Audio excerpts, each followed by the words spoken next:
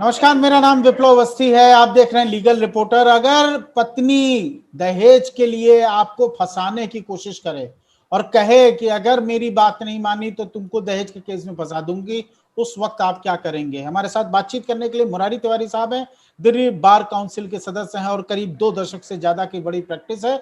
Matrimonial मामले के बड़े जानकार हैं। मुरारी साहब, अगर इस कंडीशन में कोई बीवी धमकी देने लगे कि हमारी ये अमुक मांग अगर नहीं पूरी करी, घर नहीं छोड़ा, अपने माता पिता को नहीं निकाला, नहीं तो मैं तुम्हारे खिलाफ दहेज का मुकदमा कर दूंगी, इस स्थिति में उस पुरुष पति क्या करे? वो अपनी सिक्योरिटी कैसे कर पाएगा? देखिए, आज का जो डेट है वो इलेक्ट्रॉनिक जमाना हो गया है। पहले जो युग था, आज 10 साल पहले, आप बिल्कुल ही हैंडीकैप थे और आपके पास कोई साधन नहीं था इस चीज को कर्व करने के लिए, रोकने के लिए।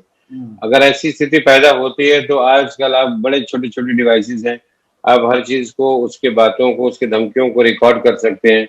रिकॉर्ड करके जो पुलिस अथॉरिटी है उसके सामने पेश कर सकते हैं, कोर्ट में एविडेंस के तौर पे लगा सकते हैं। और इसमें सबसे बड़ी बात है कि आपको कहीं ना कहीं से इस जो उसकी जो धमकी है उसको रिकॉर्ड करके प्रूव करना होगा।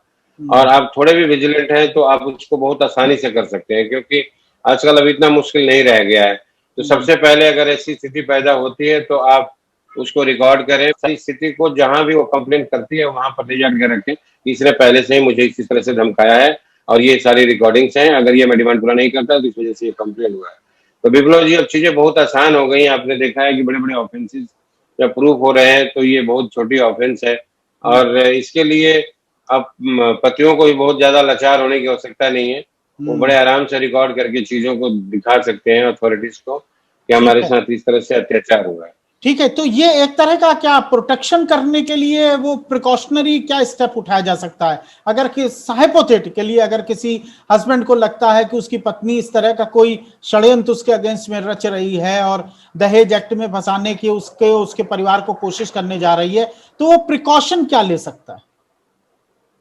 आप पहले ही पुलिस में एडवांस में अपनी कंप्लेंट दर्ज करा सकते हैं और अपनी जो शिकायत है उसको एडवांस में दर्ज कराएं कि मेरे साथ ऐसा ऐसा होने जा रहा है। और साथ साथ में अपने एविडेंसेस भी ऐसे इकट्ठे करते रहें कि जो आपकी बातों को सपोर्ट करे। सबसे बड़ी बात है कि जब तक आप एविडेंस इकट्ठा नहीं करेंगे तो आप ओरली आप अगर कहीं किसी को शिकायत करते हैं तो उसमें कोई बात में बहुत दम नहीं रहता।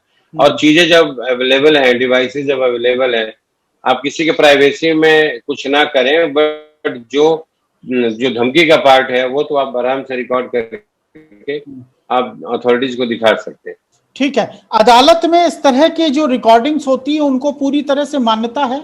आप हाँ, आप बिल्कुल ये एविडेंस में आप जब भी आप इलेक्ट्रॉनिक एविडेंस कोई भी कोर्ट में प्रोड्यूस करें तो साथ में एक 65B IT एक्ट में एक एफिडेविट लगता है जिसमें आप ये बताएं कि हाँ मैंने ये रिकॉर्डिंग किया और ये बहुत इसके जो सोर्सेज हैं जेन्युइन है, जिस डिवाइस से रिकॉर्ड हुआ उसके पास है, और कोर्ट उसको पूरी तरह से कंसीडर करती है। अब एविडेंस एक्ट में 65B का एफिडेविट के बाद इसको कंसीडर किया जाता है।